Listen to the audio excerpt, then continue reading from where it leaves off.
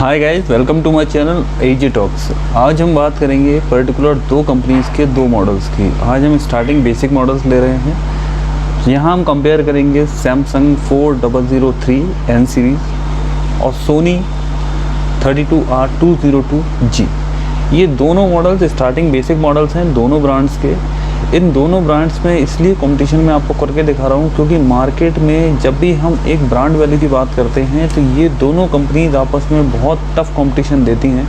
तो मैं आज का जो मेरा वीडियो रहेगा वो इन दोनों के स्टार्टिंग बेसिक मॉडल्स को हम कंपेयर करेंगे। स्टार्टिंग बेसिक मॉडल्स में हमें क्या लेना चाहिए, क्या नहीं लेना चाहिए और दोनों में क्या डिफरेंस है। हमेशा मैं अपना ओपिनियन चाह के भी मैं किसी के ऊपर थोपना नहीं चाहता, लेकिन मैं आपको एक बेसिक रफ़ आइडिया ज़रूर दूंगा कि क्या चीज़ें अपनी टीवी में यूज़फुल हैं और क्या नहीं है। सबसे पहले हम आते हैं दोनों के पैनल पे। दोनों के पैनल में जो टेक्नोलॉजी सोनी यूज़ करता है वो क्लियर रिजोल्यूशन इनहेंसर टेक्नोलॉजी है। क्लियर रिजोल्यूशन इनहेंसर के अंदर में क्या होता है, जब भी आपके कोई कलर्स या आपकी जो नॉइज़ कैसे क्रिएट होती है, जैसे हम कोई डीवीडी प्लेयर देख रहे हैं या कोई सोर्स से आपके छोटे छोटे ब्लॉक्स आते हैं, वो नॉइज़ रहता है, वो आपका फ़िल्टर जो है वो इसे क्लियर करता है। क्लियर रिजोल्यूशन इनहेंसर कलर्स पे काम करता है। सेम यहीं आप सैमसंग पे जाते हैं तो उनका वाइट कलर इनहेंसर आता है। सेम उसका भी काम यही रहता है, वो कलर को इनहेंस करता है, रिच करता है और आपका नॉइज़ को रिड्यूस करता है।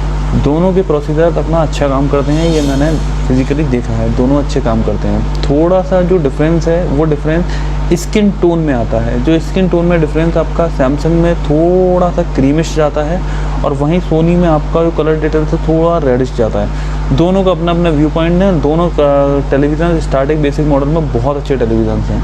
दूसरी चीज़ हम जाते हैं तो दोनों में HDMI पोर्ट हम जाते हैं, दोनों में आपको दो HDMI पोर्ट दिए हुए हैं। पेन ड्राइव पोर्ट्स पे आप जाते हैं, दोनों में आपको एक पेन ड्राइव पोर्ट दिया हुआ है। दोनों में आपको ऑडियो आउट दिया हुआ है।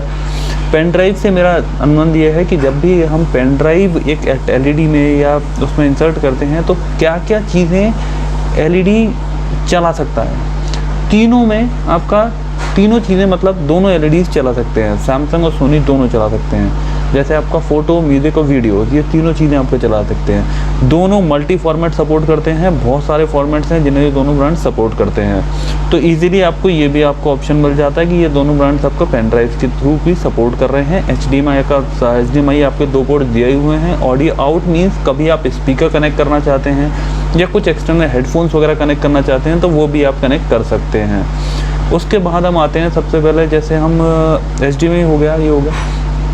अब टीवी में दूसरी ज़रूरत की चीज़ जो है, जो हम भूल जाते हैं हमेशा, अपन ने पैनल की बात कर ली, जो दोनों के प्रोसेसर हैं जो यूज़ हो रहे हैं वो हमने बात कर ली कि दोनों में ये प्रोसेसर यूज़ हो रहे हैं। देन फिर हमने दोनों की इनपुट्स की बात कर ली, क्या क्या चीज़ें इनपुट्स हैं और क्या क्या चीज़ें आउटपुट हम टेलीविज़न से निकाल सकते हैं। तीसरी चीज़ हम आते हैं दोनों का साउंड आउटपुट। ये एक इम्पॉर्टेंट है क्योंकि जब भी हम न्यूज़ देख रहे होते हैं हमें साउंड की दूसरे मोड की ज़रूरत होती है। जब भी हम म्यूज़िक सुन रहे होते हैं तो साउंड के दूसरे मोड की ज़रूरत होती है। यही डिफरेंसेस मैं इसलिए आपको बता रहा हूँ क्योंकि बहुत से ब्रांड हैं मार्केट में, लेकिन ये दोनों ब्रांड अपने पिक्चर और साउंड के कंपैरिजन से जाने जाते हैं। जो टीवी का उपयोग है, एक टीवी में अपन मूवी देखते हैं या एक पिक्चर को देखते हो आप और साउंड को सुनते हो, तो अगर आप पिक्चर को देख रहे हो और साउंड को सुन रहे हो टीवी से, ये दोनों उपयोग के काम अपन को लेने हैं, तो फिर हम तीसरी चीज़ों पर ना जाके अब आते हैं साउंड पे। साउंड में हम जाते हैं तो यहाँ सैमसंग में आपको 10 वाट स्पीकर्स मिलते हैं, वहीं सोनी में आपको 10 वाट के 2 स्पीकर्स मिलते हैं। तो आपका सोनी में थोड़ा साउंड आउटपुट ज़्यादा रहता है। यहाँ भी दोनों अपनी अपनी पेटेंट टेक्नोलॉजी यूज़ करते हैं, लेकिन एक फिजिकली जो मेरा दोनों टेलीविज़न को देख के जो ऑब्ज़र्व किया मैंने कि थोड़ा सा साउंड का वोकल डिटेल्स सोनी में क्लियर है, ये मैं आपको बताऊंगा। इसलिए उसके बाद फिर तीसरी चीज़ आप जाते हैं, दोनों टेलीविज़न में थोड़ा सा डिफरेंस आपका दोनों की फिज़िकल फिटनेस पे भी है। जैसे आप साइड से दोनों टेलीविज़न को देखेंगे तो सैमसंग थोड़ा सा सोनी की तुलना में हल्का सा मोटा है।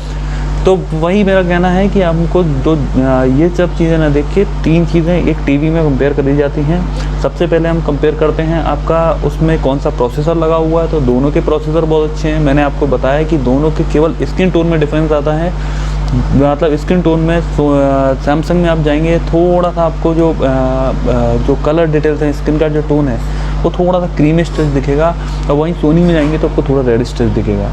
तो कलर डिटेल्स दोनों में ये डिफरेंस आया। दूसरा आपका जो चीज़ें रहती हैं वो रहती हैं इनपुट्स आपके सारे दिए हुए हैं। HDMI पोर्ट आपके 2 दिए हुए हैं दोनों टेलीविजन में, और USB आपके दोनों टेलीविजन में एक दिया ही हुआ है। ऑडियो आउट आप आराम से ले सकते हैं। तीसरा रहा साउंड में थोड़ा सा एज सोनी का ज़्यादा है और सैमसंग का थोड़ा सा कम है, लेकिन दोनों कंपनीज़ के सर्विस सेंटर इजीली इंडिया में मौजूद हैं। दोनों की सर्विस वाइज कोई कंप्लेन रेशो नहीं है।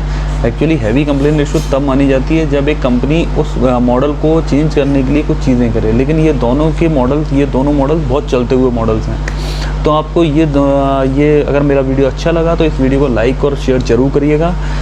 ये आपकी ज़रूरत का ना हो, लेकिन हो सकता है कि कोई छोटा परचेज़र या एक बजट परचेज़र एक प्रोडक्ट परचेज़ करना चाह रहा है, तो वो अपना 2-3 हज़ार रुपये में क्या डिसीजंस को चेंज कर सकता है या नहीं। मेरे हिसाब से आप जाते हैं तो दोनों ही मार्केट जाइंट्स हैं और दोनों के टेलीविज़न आप बहुत अच्छे मार्केट में सेल होते हैं। लेकिन सोनी का एज इसलिए थोड़ा सा ऊपर हो रहा है क्योंकि सोनी का साउंड आउटपुट एक्चुअली उसकी मास्टरी है उस फील्ड में। एक्चुअली सोनी बनाता ही ऑडियो वीडियो प्रोडक्ट्स ही है, तो वहाँ उसका थोड़ा सा एज है। अदरवाइज़ ये स्टार्टिंग अपन को कम अमाउंट में एक प्रोडक्ट खरीदना है तो वहाँ सैमसंग पे भी जा सकते हैं, लेकिन थोड़ा सा टेक्निकली अगर मैं बात करूँगा तो वहाँ सोनी हायर है। Okay guys, see you in the next video, फिर मिलते हैं।